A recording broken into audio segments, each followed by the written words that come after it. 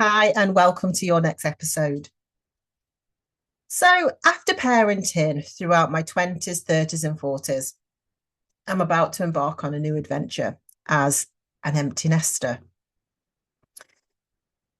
So, that is stirring up quite a few different thoughts, different feelings, different a different way of being, and it's quite big. It's a huge life change for me.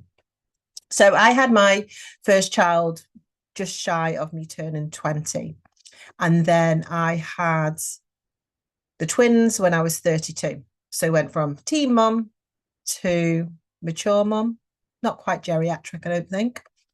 So completely different ways of parenting, completely different points in my life.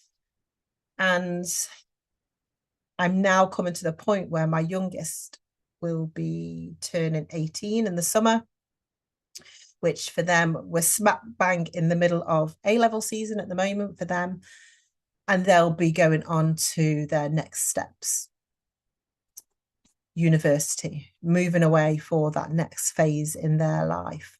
And coming with that stirs up a vulnerability within myself, because as much as I say that I've been parenting an at-home parent for the last 30 years, I've not actually had any of my adulthood without being accompanied by children and that responsibility of having a child. So to take that security blanket away from me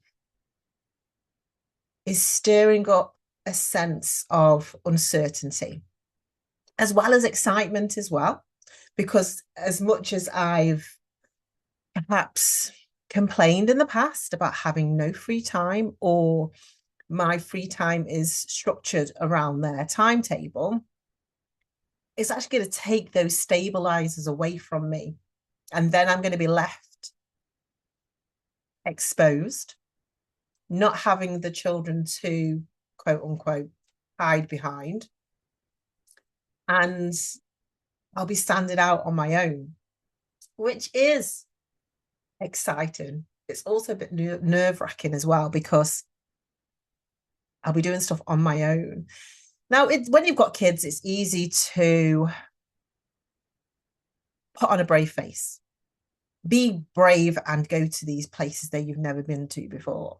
I've travelled, I've got on an aeroplane with the twins when they were younger on my own.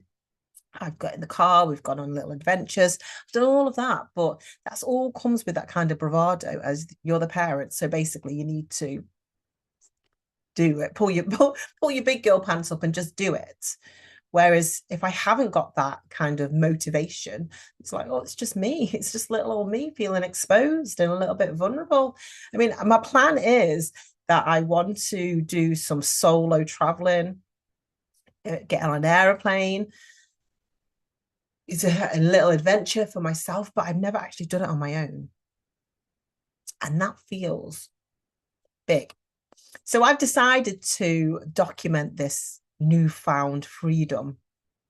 I've updated my TikTok account to be more of a diary, more of a collection, curation of my new life and what that's going to look like. I mean, obviously, I'm still a parent. That's not going to change. And if they need me, I will be there, ringing me whatever time, picking up from wherever or whatever. Obviously, that's not changing.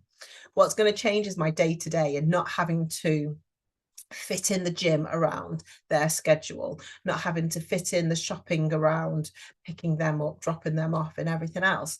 So for the last 30 years, that's how my life has been governed. Um, like those that will know, I've been a lone parent throughout the majority of that time. So I haven't had that partner or family support network where I've been able to have weekends away. Probably I've had the odd night away. I'd probably say maximum 5, 10 times throughout the whole of that time where I've had weekends away. It was slightly different with my older daughter, but with the younger two, certainly not. I've not had that kind of opportunity for weekends away with girlfriends or holidays on my own. That's certainly not happened over the last 18 years.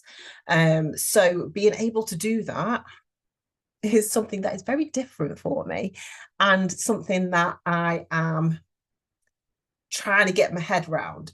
So that's why I kind of rebranded, changed my kind of TikTok account as a way of doing that and reaching more people, because I'm sure there are other people that are going through the same kind of transition, and the empty nest, for want of a better phrase. There'll be many people that are going through that as well. So it's something that can stir up different things for different people, whether that is your children becoming more independent when they've passed the driving test, and if they've got a car and they don't need you to fetch and carry. But I think for me, it's about finding me in that, because I've always been mum. Yeah, I've had my career, I've had different jobs, I've had a very long career in local authority. I've had those, but they're kind of extensions of me. But who am I away from the family, away from the job? And that's the bit that I'm a bit uncertain of. I'm very much I've always had that kind of, all right, so what do you like? What do you want to do? And all of those. When people have asked me those questions, those big, deep questions, I've always kind of gave a safe answer, not, but then underpinning it is like, so what do I like? What do I want to do? And even when it comes to food, it's like, okay, not having to think of cooking for somebody else. That's a novel idea. That's going to be me. And what I have found over the last few weeks, because the twins' activities started winding down, like I said, they've started their A-level exams, so their extracurricular is wound down, has stopped. And even in the last few weeks where I've not had to take them places, I've then not done certain things. I think, well, I've got all week. I can go to the gym tomorrow. I can go to the gym then, because I've not got to take them there. So I haven't had to worry about that. Which then I start procrastinating and putting things off. So I realize in my planning for my new found freedom, I'm going to have to put structure in there. I can't just go to the gym here and there. I need to put that in, so then I can be certain on this day, this is going to be my gym day. Rather than me saying I'm going to go to the gym 3 times, 3 times could be Friday, Saturday, Sunday, which is true, it could be.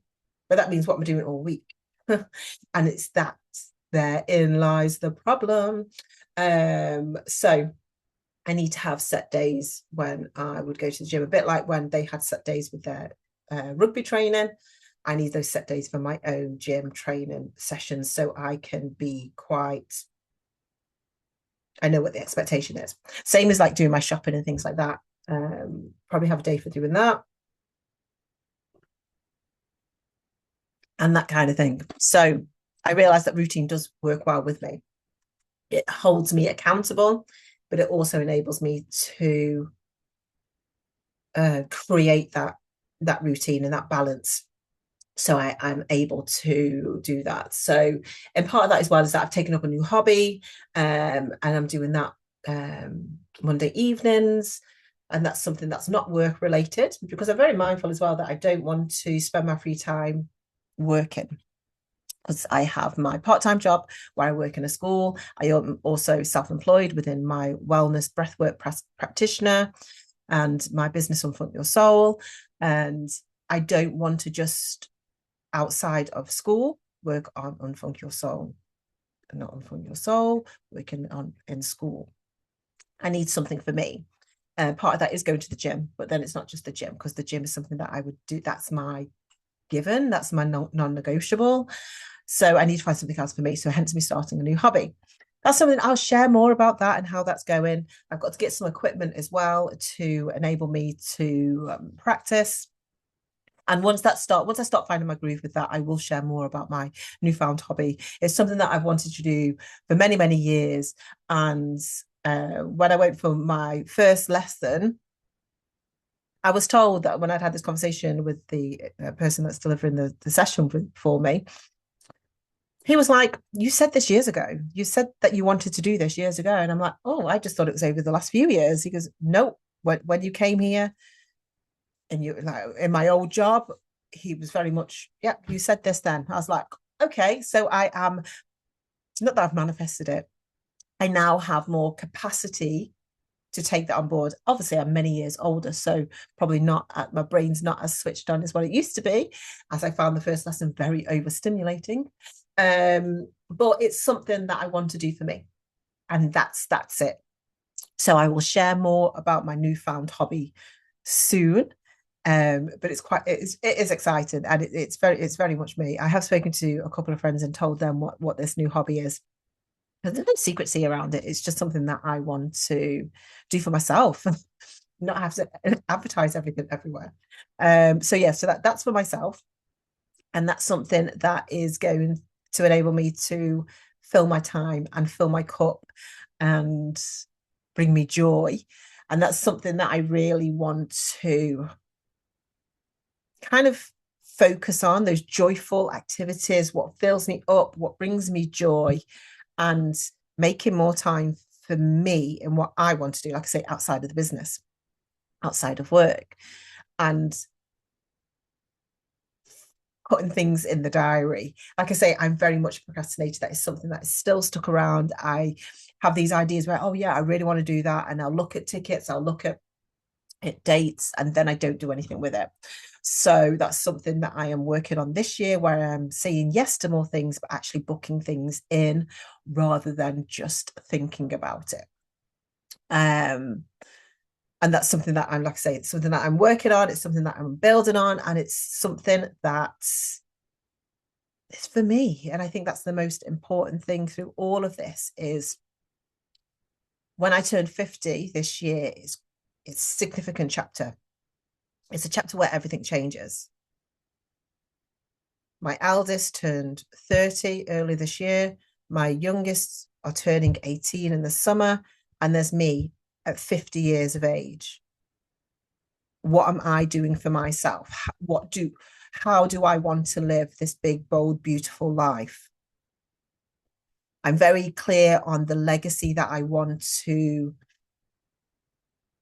leave and how I want to impact those nearest and dearest to me. And having those conversations with my youngest two are really quite life affirming, because when I see them problem solve between themselves, I'm like, wow, I did that. I've cultivated the environment where they're able to express themselves and listen to each other. And I'm like, what a testimony to my parenting and my input and how I want and wish for their lives to be so very different from my own experience. And that's something that I'm seeing in real time. And it's that kind of change. It's changing the narrative. It's changing how to be a parent. And that's learning from my own, from what I want. Is certainly not anything that was mirrored to me when I was growing up. And seeing how they can do it, I'm like, oh my gosh, this is what it's all about. And I am absolutely thrilled with that. And that's down to me. And sometimes I don't always give myself credit. And I'm not doing it for the accolade. I'm not doing it for the kudos. I'm doing it for them, because that's what I owe them. As a parent, I owe it to them to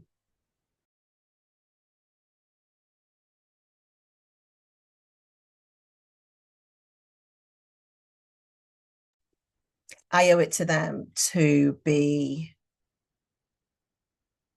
the best version of me for them. And that's something that I take very seriously as a parent. And that's my responsibility and no one else's, really. Like I say, I've not had that support from a partner or family, but I see that as my responsibility as a parent and what I would like for their future. So, what I can't give them in some respects, I can then give them extra and be that safe person that they have, that dependable person that they can count on, the one who's got their back all the time. And I would hope that that's what they would say. Like I say, I'm not doing it for kudos for anybody else. I'm not interested in what anybody else has to say, because I will parent my way and do what I feel is right for them in the long run. And if that means short-term disappointment, I'm all in for that. I am the person that says no to them. I am the person that goes hardline and won't deviate from that, because consistency is key. I'm not here to keep on changing the goalposts and being worn down by badgering or pestering. I'm not doing that. I'm not here for that. And they realize that. And I don't mind being disliked for saying no, because long term, they will appreciate that, I'm sure. Because, and when I talk to them, it's like, I'm making the decisions coming from a good place. You may not like it, and it may not be what you want to do in this moment. But for me to equip you and tool you up for the future, I'm going to say no to that now and see how we move from that. It's not quite a democracy because I have the overriding decision, but we all talk things through. And even that feels different because I feel more empowered by doing that. I certainly don't feel disempowered. And it's not about me being the loudest or shouting the loudest and being and having that fear factor.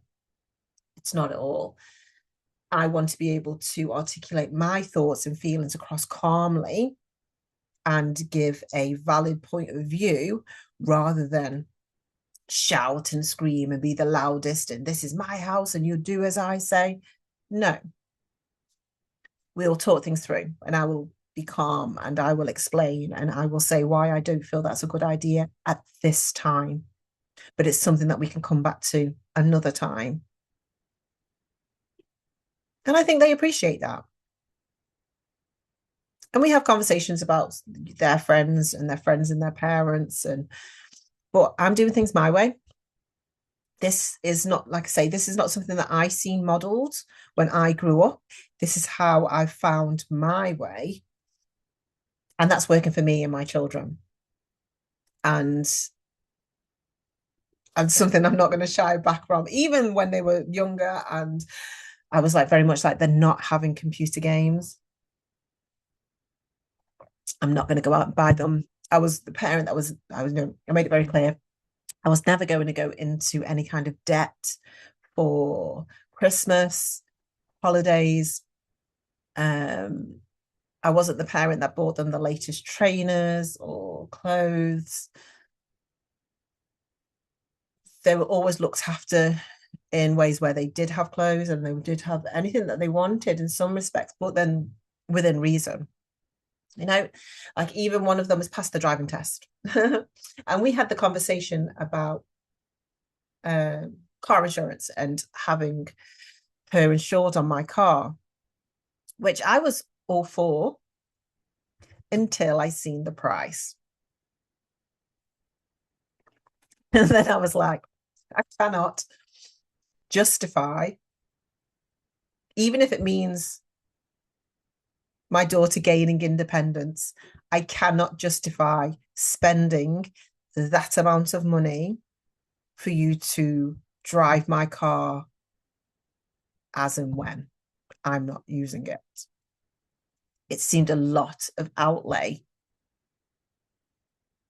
for a short-term gain. And that's kind of flipped what I've just said. I wasn't prepared to spend that kind of money. I said I'd rather have a holiday than spend that money. And that's me being a bit I wouldn't necessarily go and buy a holiday just to spite. It was the fact that it was so much money. And I said, and obviously I've said to my twins when they go to university, I want to be in a position whereby I can buy them this, do this, do this, do this, this. And if I pay out a large sum of money for your car insurance, which you can't even drive whilst you're at university, and that then I'm not then able to buy things for you to go to university, which then you're going to need for the next 3 years, that doesn't make sense to me. And as much as I felt bad because a lot of her peers have got cars and insurance, and she's passed the test and she can't drive now. I still can't rationalize how that is a good thing, because come the summer, September, going into the autumn term, the priority is getting them both my daughters, to university, and the cost that entails, rather than spending. Because when my other daughter passes her test, if I pay for one car insurance, I'm going to have to pay for the other, and that then is a less amount that we would have for university. It doesn't make sense at this moment in time. So I had to suck that up as a parent and say, you know what, I've had to draw a line there and say, it's not the right time now. As much as I feel, I know that I feel bad about it. It's a shame that you can't, because obviously I've encouraged her to drive. I've insured her on my car while she was learning to drive, took her out, spent hours to get her to a test, and she passed the test first time. Amazing. But then I've had to come from a rational point of view, look at the cost of car insurance. It's not in my price range. I have twins. I have no support from their father. So it would be purely on myself, and I can't justify that. And we've had the conversation, and that's how the conversation was. She desperately wants to drive, and she's like saying, well, I'll pay half of it. I'll do this, because the same thing again. I can't justify you spending that amount of money, even if you are contributing half, because that half, that money that you've saved, and she has got that money saved from your work and everything else, that's money that you've saved, it's money that you've earned. It could be better spent elsewhere, rather than for a car that you're not going to be able to drive for so many months because you're away at university. It doesn't make sense. But obviously she wants to drive, and she wants to drive to prom and everything else. So it's kind of like, okay, we'll see what we can do in that moment. But at this moment in time, I can't justify it. And that's where it was. But that's how it's like, rather than just being shouted, like, you're not having it. And it's not even about that, because I think even if I had the funds to do it, I still don't think I could justify it, because it is so much money. And it's my car that they'll be driving. So I'd have to forfeit driving the car to allow them both to equally share the car, which, yeah. So the hard decisions we have to make as a parent, as a lone parent, I don't have that person that I can bounce off and kind of have these ideas. So I kind of go through this and do what feels right. And that's very much how I've parented. What feels right, what feels just, what and how do I want to parent? And that's what's driven me over the last 30 years, from being a young mum at 20 and choosing to breastfeed my daughter, which was totally alien to everybody that I was so young and doing it, to then being a 32-year-old single mum raising twins. I left their father when I was 4 months pregnant. So from that point, I have been a lone parent with no input from him. So I went from young mum to mature mum, and I have parented by what feels right. And that means going against the grain. That means making decisions that are hard decisions. That means walking away from relationships. That means upping sticks and moving towns and putting my whole house in storage and living in someone's bedroom for how many months. They're tough decisions that I've done in those moments. And when I look back, I think it's amazing that I did all of that. You know, I was having a conversation with the twins the other day about when I came out of hospital with them. I was on my own, came back to the house on my own, and it was a struggle, but I did it. And they think it's amazing. They think it's like giving me huge kudos points, but I had to do it. I had no one else to do it, so I had to do it. I don't know how I did it now, thinking about it, because sometimes I struggle to make a decision, but I did it. But you have to rise in these moments and you do what you need to do in that moment. I think we've all got that in us. I think we have. And like with me going into this next chapter, I know I will do it because I have to do it. And that's what spurs me on. I have done difficult things. We have done hard things. We have got through challenges. We've overcome obstacles, whether that's physical, people, work, family. We've overcome them. So I know that I can do it. But it's exciting. So that's why I want to document it. So I may dip in and out podcast episodes and talk about the different things that are coming up, or if there's been any challenges or any excitement that I want to share, and I will pop that over on TikTok, just so I can keep it relatable and in that moment and capturing those moments when I'm doing it. So I've got something that I want to do this week. Again, I've looked at tickets, they have availability. I just need to book it. So that's my note to myself today. Book the ticket. And you can take that away as well. Book what have you looked at within the last week? 2 weeks at the most. What have you looked at? What have you considered doing? My message is to you, and I'm going to take note of that because I'm going to come off here and I'm going to do it. Book the ticket. Do the thing. Don't wait for the perfect moment.